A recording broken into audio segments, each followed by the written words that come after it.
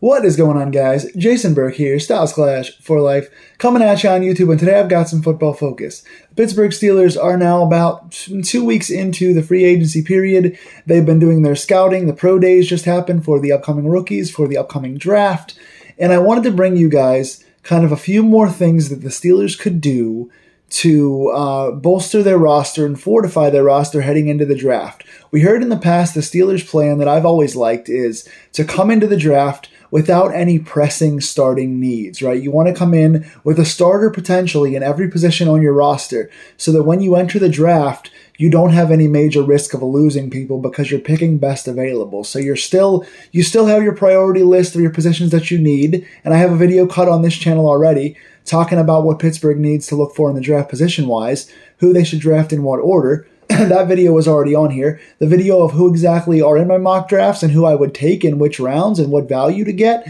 that video is coming. But if you want to see what we've done so far in free agency, those videos are also on this channel. Pittsburgh came in like a lion, trading away guys like Kenny Pickett and Deontay Johnson, picking up Dante Jackson, signing Patrick Queen, trading for Justin Fields, bringing in Russell Wilson. Pittsburgh fortified their QB room, fortified their linebacker room. They've been making a lot of moves early in free agency and have been very, very quiet since. And there are still some gaping holes we want to fill before we go into the draft so that we have guys in place just in case we miss the guys we want to get in the draft, or the guys we get in the draft don't pan out immediately to play on day one. You want to come into the draft with your roster already kind of being fortified. So here are some things we could do. Now, again, I'm looking at the remaining free agents on this list, and I'm looking at who Pittsburgh could maybe take a chance on for a good team-friendly deal. Now, obviously, when you get to this point in free agency, all of the obvious gems have already been taken. There are still some diamonds in the rough, but you're not going to get any guys that are, oh, look, here's a 24-year-old coming off their first contract, and they're going to come to your team and be a day one impact starter with no injury history and no age problems, and they're going to come in immediately for $7 million and be your franchise guy. Those guys are gone. At this point, you're looking at guys who are probably older veterans who are slowing down a little bit, or who are, still asking a little too much money, or who have injury histories, more importantly. So you're looking at kind of slim pickings at certain spots. But Pittsburgh does have a lot of holes still they need to fill on this team. That being said, some of those holes, yes, they have a lot of depth in the draft coming up they could go after. Omar Khan is a guy we trust. He's been making moves for us. Pittsburgh still has $15 million in their cap. They've got about half their cap remaining to spend in free agency here. And I think for me, I'm going to look at 4 positions of need here that I think really could use at least one, if not two, extra bodies. And number one is wide receiver, right? It's been much talked about. Pittsburgh and wide receiver have been a talk of free agency in the NFL. Obviously, we traded Deontay Johnson away. He was our kind of 1/2. So now we are left with a clear starter in George Pickens and a high ceiling potential guy in Calvin Austin, who has all the speed and playmaking ability, who's flashed at certain times, but is not really a proven full-time starter right now. Even in the slot, we don't know about his route running and consistent wide receiving capabilities. So George Pickens is our only for sure guy. We did sign Van Jefferson from the Rams and Falcons in the past. Van is here, and nothing against Van Jefferson. He's a decent player, physical guy, has good physical attributes, can get downfield and stretch the field. He's a tough guy. He's willing to block. He is a good rotational guy. He can play for you on occasion, but I think he's more of a Miles Boykin replacement as our 4/5. Who can do some of the things that Allen Robinson could do last year. But we still need a guy that's going to be a consistent starter for us at wide receiver. Pittsburgh has been linked, of course, to possible trades with guys like Brandon Ayuk from San Fran, guys like Justin Jefferson from Minnesota, guys like Terry McLaurin from Washington recently, T. Higgins, obviously in our division rival Cincy, which I don't see happening. But a lot of those guys want really steep asking prices. Those teams are asking for first-round picks and players. They want San Fran for Brandon Ayuk, who wants the 20th pick and a wide receiver, so Calvin Austin. That would leave us another hole and give our first-round pick away, which means we can't go get a first-round center or tackle or corner. So it's putting another hole on our team and taking away our first-round center, which you don't want to do. Minnesota's going to want the same kind of things for Justin Jefferson. So if you don't want to go give up a first-round pick and a player, you're not going to get one of those elite guys, which means you need somebody to come in as a veteran opposite side of George Pickens. Now, I know the draft is coming up. This draft is one of the deepest ever in the history of the NFL for wide receivers. Pittsburgh is scouting wide receivers. Pittsburgh is a very good wide receiver drafting team, one of the best in the entire league. I understand all of those things. I know we're going to draft somebody. I want another veteran here who we can trust in that 2/3 spot to give ourselves more certainty. Again, George Pickens is a bona fide superstar who can stretch the field, but as a route runner, he's been questioned before. His blocking downfield has been questioned before. There are things that he can't do.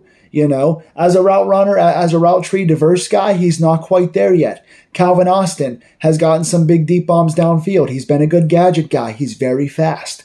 But can he be a consistent slot receiver who's playing the third down receiver who can catch balls in the middle of the field consistently? We don't know that yet. A wide receiver we draft, could he get groomed for the future and be a really good pick because we're good at scouting receivers? Yes. But does that come with uncertainty? Yes. You want more veteran presence. You want some NFL longevity at the wide receiver spot. So with those things said, what do we have left? Who could we bring in? Tyler Boyd is my number one. He was high on my free agency list weeks ago. He's still high on my list. I know part of the brass wants him here in Pittsburgh. Part of the brass does not. We've talked to him already. He's a hometown guy. There's a lot of benefits to bringing him in. I know that he apparently wants a little too much money. He wants something close to a Mike Williams contract, which I'm glad we did not give him. That being said, if we can talk him into a team-friendly hometown discount kind of a deal, Tyler Boyd is a really good number 3 and a decent number 2. Good physical guy, can play the middle of the field, is not a great route runner or an extremely explosive guy, but he's a good hands guy. He can catch in the middle of the field. He can catch on the outside. Tyler Boyd, again, great number 3, decent number 2. I think having him start with George Pickens next year and then having Calvin Austin and Van Jefferson and this rookie kind of battling for the 3 spot and pushing each other makes for a pretty good lineup next year. And you can have, a veteran like Boyd help this rookie come along. So if you can get him for a decent enough price, Boyd is my top guy. Another guy to look at is Josh Reynolds. He's been a good veteran, played well for the Rams, played really well in a record-setting year for him last year for Detroit. He's a good touchdown guy. He's a long and lanky guy. He's got pretty good hands. I like what he can do in the middle of the field. He's not flashy. He's not going to break a ton of tackles, but he's a good physical receiver who can go deep and he can catch the ball in the middle of the field, and he's a good red zone target. So I like Josh Reynolds if we can get him for a good deal. And then there's a couple of guys who are coming off injury histories or kind of slowed down over the years. 2 guys I wrote down that could be really good, kind of low-risk, high-reward guys, one of which is Olamide Zaccheaus, who has played for the Falcons and last year for the Eagles. He's been consistently healthy. He's been on the field a lot, was not targeted very much last year, only I think had 10 catches for 150-something yards last year because Philadelphia has some really good receivers ahead of him. I think he's a good bargain guy to get. You can get him for, $3 or $4 million, and he can be kind of, similar to what Van Jefferson is, but I think a little better. And Zaccheaus is a good physical guy. He can go deep, but he can also, catch those short third down conversions. He's a good red zone guy, big, tall target. I like him a lot. Again, he's always kind of been underrated for me. He's been kind of the 3rd or 4th receiver on teams when I think he's a little bit better. But with us signing Van Jefferson, is it worth going to get another guy that's kind of similar? I don't know, but I like Olamide Zaccheaus. Another guy that has high upside that has to battle through injuries is Jalen Guyton. Jalen Guyton has played 5 years for the Los Angeles Chargers. Came back last year on a 1.2 vet minimum deal for the Chargers. And when he's out there, he's really good. I think he's only had like 6 starts in his last 2 years, though. Really could be an explosive guy. He's got good hands. He's a really good deep threat. He kind of is somewhere in between Calvin Austin and Van Jefferson, where he's got kind of the big body, but he's also fast. So he's got that combination of kind of like the speed, but not quite as fast as Calvin Austin, and then the physicality of a Van Jefferson. So I like what he brings to the table. The problem is, again, the last 2 years, injuries. But I do want one more veteran guy on this roster to help out as, Jefferson does more special team stuff, as Calvin Austin kind of learns more of the routes, as George Pickens learns more of the routes. You want a guy that can do a little more physical stuff for you on this team. So I'm looking at one of those guys. Best case scenario for me is Tyler Boyd, but he's going to have the highest price tag. So if you can get him for maybe a $6 million deal or less, I think it's worth it. If he wants upwards of 10, I don't think it's worth it. So those are guys to look at. Left tackle, I wrote down 2 names. I do want to add another tackle on this team. Obviously, we're going to look at drafting one, but by the time we draft one, it's going to be the 2nd or 3rd round because I think you want to go center first.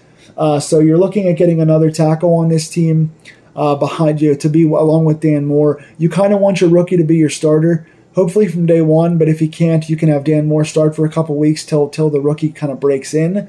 But I think you want one more tackle on this team to kind of help out. Because again, you're going to have a rookie on one side at some point soon, and you've got, Broderick Jones on the other side, who was a rookie last year. So you got a lot of youth there. You would like a veteran.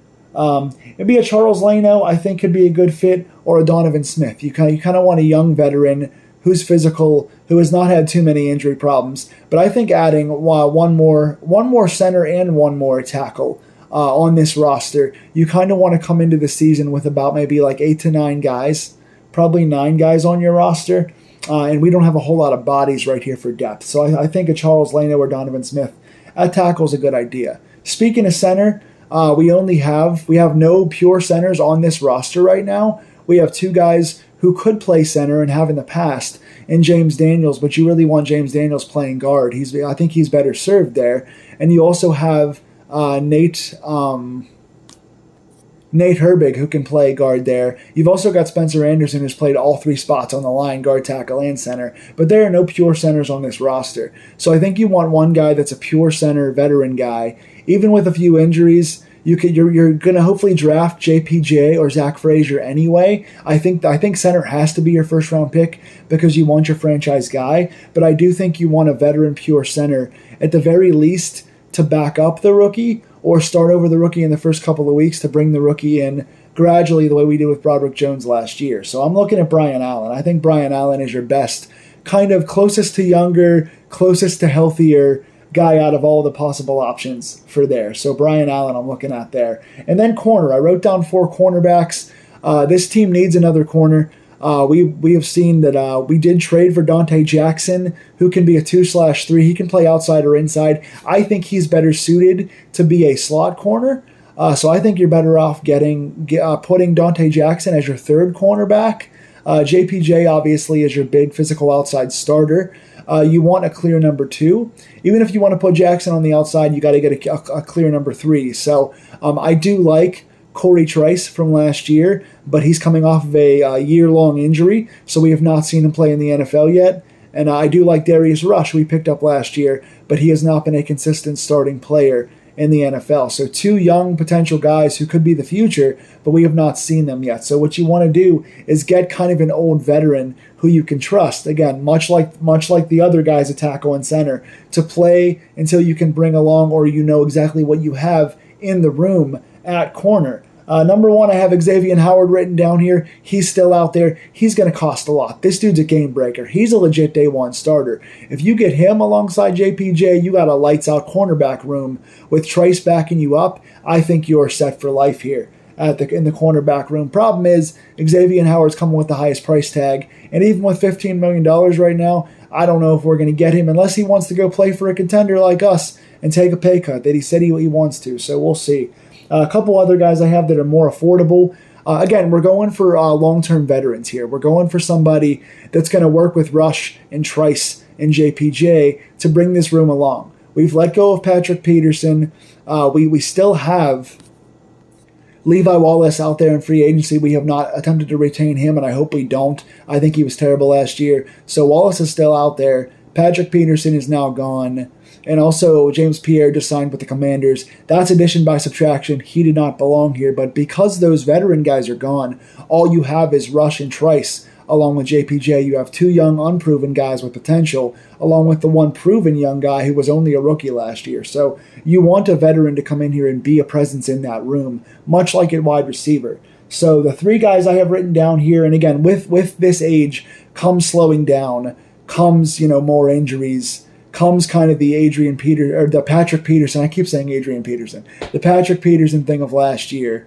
So we're looking at Adoree Jackson.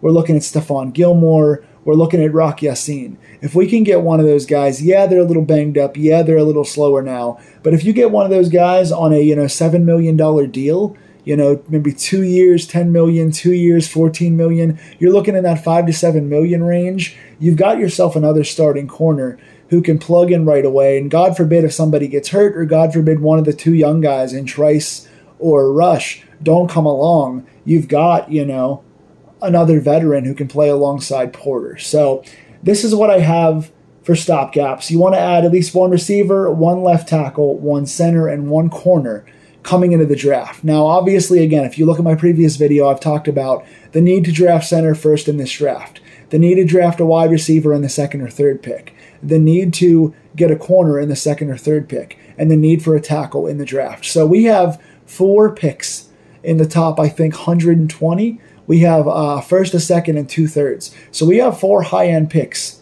in the first 3 rounds. We're probably going to address center, tackle, corner, and wide receiver in those 4 picks. But I would like to still add one name for a decent price in that range. What do you guys think down below? What do you think of our current moves? What do you think we need to add most before the draft? Not draft picks, but of who's out there right now, of the names out there.